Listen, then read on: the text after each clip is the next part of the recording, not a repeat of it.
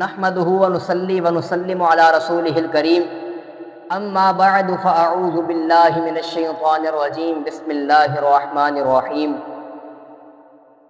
فلما بلغ معه السعي قال يا بني إني أرى في المنام أني أذبحك فانظر ماذا ترى قال يا أبت افعل ما تؤمر ستجدني إن شاء الله من الصابرين آمنت بالله صدق الله العظيم وصدق رسوله النبي الكريم الأمين ببركته إن الله وملائكته يصلون على النبي يا أيها الذين آمنوا صلوا عليه وسلموا تسليما الصلاة والسلام عليك يا سيدي يا رسول الله وعلى آلك وأصحابك يا سيدي يا حبيب الله الصلاة والسلام عليك يا سيدي يا خاتم النبيين وعلى آلك وأصحابك يا سيدي يا رحمة للعالمين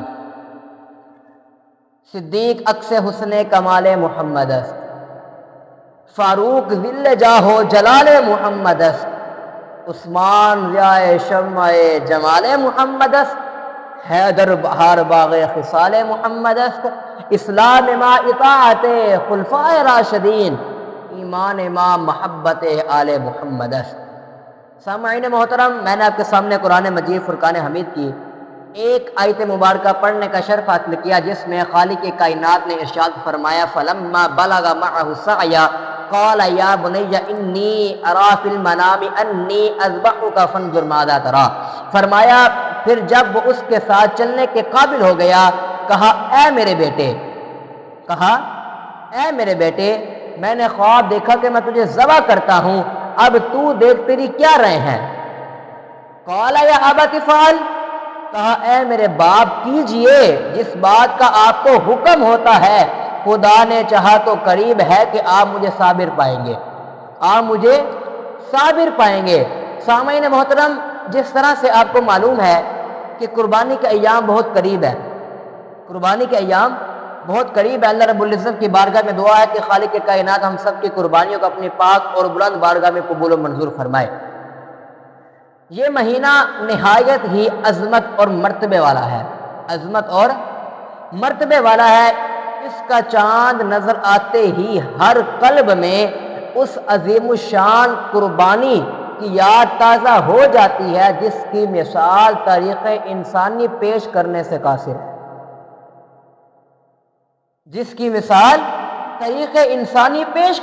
قاصر ہے۔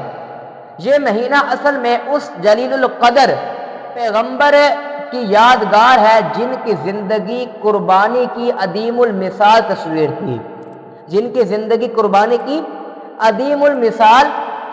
تھی۔ یہ جد الانبیاء خلیل اللہ حضرت ابراہیم علی نبینا و علیہ الصلاۃ والسلام ہیں۔ آپ اندازہ فرمائیے وہ کون سا امتحان ہے جو اللہ تعالیٰ نے آپ سے نہیں لیا؟ وہ کون سا امتحان ہے؟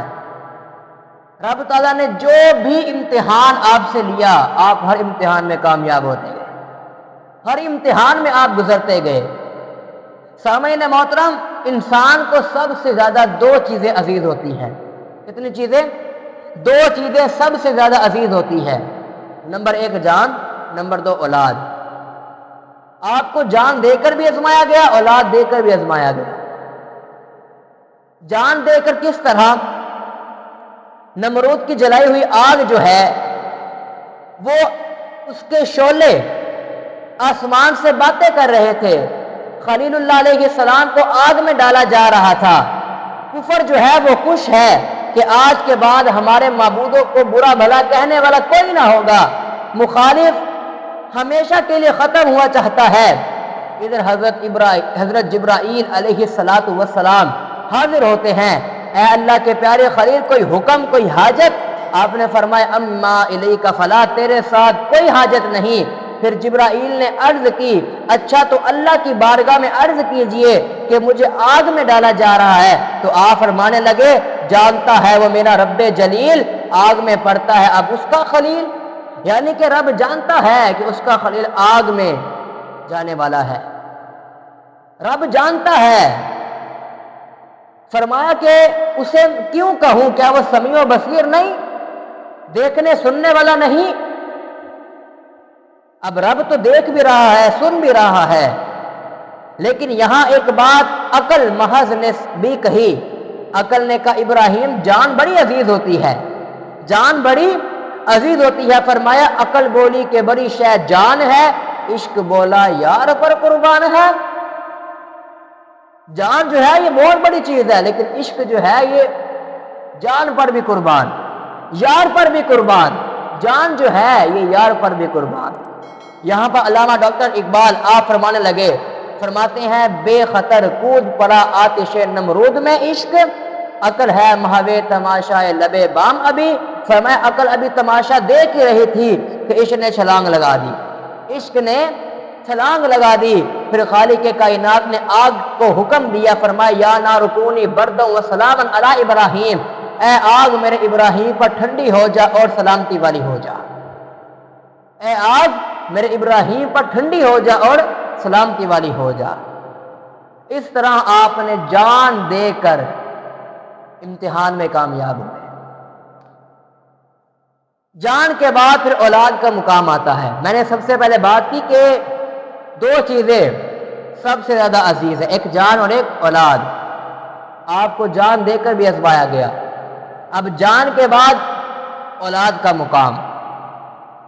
بے آبو گیا پہاڑوں کا سلسلہ دور دور تک چلا گیا، سبزہ کا نام و نشان تک نہیں۔ اللہ کا خلیل اپنے لخت جگر حضرت اسماعیل علیہ السلام کو، جو ابھی والدہ کی گود میں ہے، ان کی والدہ حضرت ہاجرہ سمیت اس وادی میں چھوڑے جا رہے ہیں۔ حضرت ہاجرہ نے عرض کیا حضور یہ کس جرم کی سزا ہے؟ آپ ہمیں وادی میں چھوڑ رہے ہیں، یہ کس جرم کی سزا ہے؟ آپ ہمیں اس وادی میں تنہا کس وجہ سے پھینکے جا رہے ہیں؟ آپ نے کوئی جواب نہیں دیا۔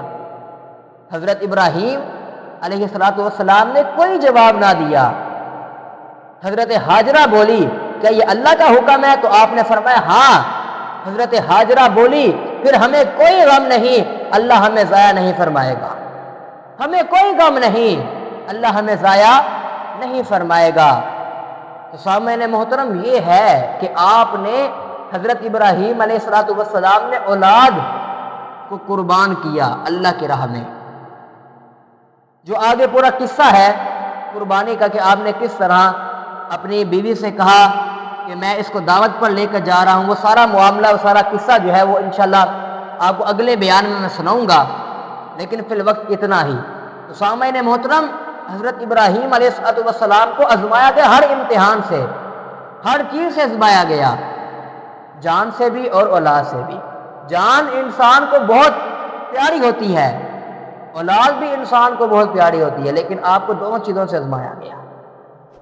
سامعین محترم اللہ رب العزت کی بارگاہ میں دعا ہے کہ خالق کائنات ہمیں اور ہماری اولادوں کو اللہ تعالیٰ کے دین پر قربان کرنے کی توفیق عطا فرمائے، حضور کے دین پر قربان کرنے کی توفیق عطا فرمائے۔